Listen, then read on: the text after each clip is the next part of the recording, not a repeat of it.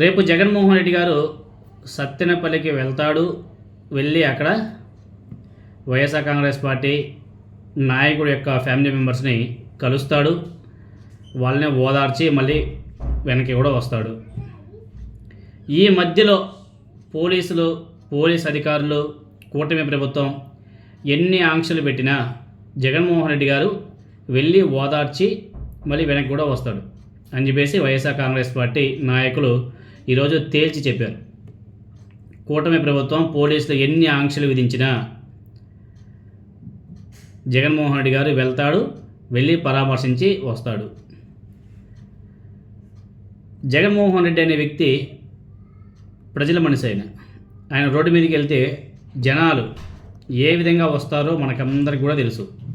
Example Podili మొన్న, అదేవిధంగా గతంలో కూడా ఓదార్పేట దగ్గర నుంచి లాస్ట్ సిద్ధాంత సభల వరకు మీరు ప్రతి ఒక్కరు కూడా గమనిస్తే జగన్మోహన్ రెడ్డి గారి సభలకు కానీ అదేవిధంగా రోడ్ షోలకు కానీ జనాలు ఏ విధంగా వస్తారో మనం ప్రత్యేకంగా చెప్పుకోవాల్సిన అవసరం లేదు.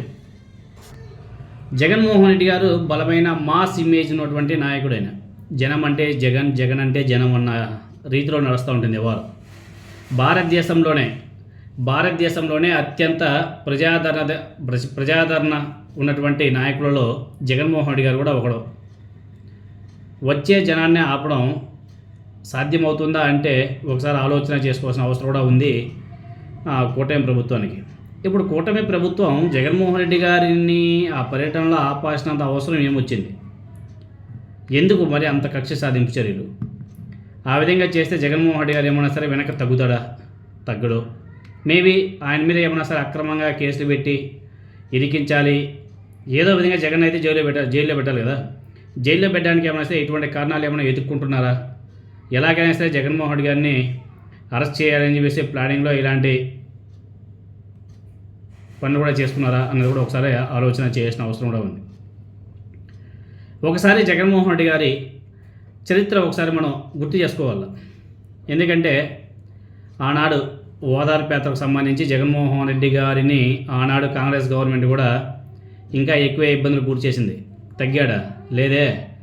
ఇంకా రెట్టింపు ఉత్సాహంతో వెళ్ళాడు, ఓదార్పేట కంప్లీట్ చేశాడు, మధ్యలోనే పార్టీ పెట్టాడు. తర్వాత ఉప ఎన్నికలు వెళ్ళారు. ఆ మధ్యలోనే మళ్ళీ జగన్మోహన్ రెడ్డి గారు జైలుకి వెళ్ళడం చాలా ఫాస్ట్గా నడిచిపోయింది. అదేవిధంగా కాంగ్రెస్ సీనియర్ నాయకుడు అహ్మద్ పటేల్ మీకు అందరికీ బాగా తెలిసే ఉంటుంది. ఆయన ఒకసారి జగన్మోహన్ రెడ్డి గారికి ఫోన్ చేస్తే ఆయన అహ్మద్ పటేల్ అయితే ఏమి అనేసి జగన్మోహన్ రెడ్డి గారు రిప్లై ఇచ్చాడు. ఇప్పుడు అవన్నీ కూడా సోషల్ మీడియాలో ఇప్పుడు బీభత్సంగా వైరల్ అవుతున్నాయి. దేశంలోనే నాడు శక్తివంతమైనటువంటి మహిళగా ఉన్నటువంటి సోనియా గాంధీ గారి తర్వాత బాగా ఆ స్థానం ఉన్నటువంటి వ్యక్తి అహ్మద్ పటేల్. ఆయన చేత ఓదార్పేటను ఆపమని మరికొన్ని విషయాల మీద చర్చించడానికి ఫోన్ చేస్తే అహ్మద్ పటేలా అయితే ఏమి అని చెప్పేసి జగన్మోహన్ రెడ్డి గారు ఫోన్ కూడా రిసీవ్ చేసుకోలేదు. అలాంటి జగన్మోహన్ రెడ్డి గారిని ఆపుదామని చెప్పేసి ఎలా అనుకుంటున్నారో మనకైతే అర్థం కాదు. ఆపితే జగన్మోహన్ రెడ్డి గారు ఆగుతాడని చెప్పేసి ఎలా అనుకుంటున్నారో కూడా మనకైతే అర్థం కాదు. ఎందుకంటే గత చరిత్ర అంతా కూడా తెలుసుకోవాలి. దానికి సంబంధించి ఆర్టికల్ కూడా సోషల్ మీడియాలో బీభత్సంగా వైరల్ అవుతుంది. కాంగ్రెస్ రాజకీయాల్లో సోనియా గాంధీ తర్వాత స్థానం అహ్మద్ పటేల్ది. కొమ్ముడి తిరిగిన మగధీరులు కూడా ఆయన ప్రాపకం కోసం పడిగాపులు కాస్తూ ఉంటారు. అటువంటి అహ్మద్ పటేల్ నుంచి ఫోన్ కాల్ వస్తే బదులు చెప్పడానికి నిరాకరించాడు జగన్. అదేవిధంగా ఏఐసీసీ సదస్సులో వైఎస్ రాజశేఖర రెడ్డి గారికి సంతాప తీర్మానం పెట్టకపోవడం పట్ల రాష్ట్రంలో జగన్ వర్గం నిరసన వ్యక్తం చేసింది. టీవీ ఛానళ్లలో అదొక చర్చగా మారింది. దీనివల్ల పార్టీకి నష్టం జరుగుతుందని చెప్పేసి భావించిన అహ్మద్ పటేల్ కేవీపీ గారికి ఫోన్ చేసి ఈ గొడవ ఇంతటితో ఆపేయమని చెప్పేసి హెచ్చరించాడట. అయితే కేవీపీ చాలా తెలివిగా ఆ మాట జగన్కి చెప్పమని చెప్పేసి సూచించాడట. వెంటనే అహ్మద్ పటేల్ నుంచి జగన్మోహన్ రెడ్డి గారికి ఫోన్ వెళ్ళింది. ఆ సమయంలో నాయుడుపేట ప్రాంతంలో ఓదార్పేటలో ఉన్నాడు జగన్. సెక్యూరిటీ వాళ్ళు ఫోన్ తెచ్చి అహ్మద్ పటేల్ లైవ్లో ఉన్నాడని చెప్పేసి చెప్తే అహ్మద్ పటేల్ అయితే ఏమని విసుక్కున్నాడట జగన్. ఆ ఫోన్ కాల్కి బదులు చెప్పడానికి నిరాకరించాడు జగన్. పార్టీలో ఉండి ప్రాపకం కోసం ప్రాకులాడే వారికి అహ్మద్ పటేల్ వంటి వారిని చూస్తే వణుకు.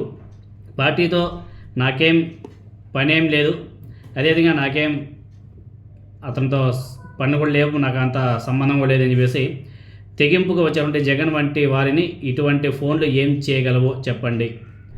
ఈ ఆర్టికల్ సోషల్ మీడియాలో బీభత్సంగా వైరల్ అవుతుంది. ఆనాడు అధికార సెంట్రల్లో దేశవ్యాప్తంగా ఆ విధంగా ఉన్నటువంటి కాంగ్రెస్ పార్టీకి ఎదురెళ్ళి పోరాడి ఇవాళ ఆ స్థానంలో ఉన్నాడు జగన్మోహన్ రెడ్డి గారు.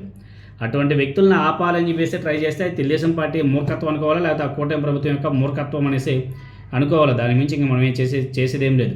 చూద్దాం మరి రేపటి పరిస్థితి ఎలా ఉంటుందో.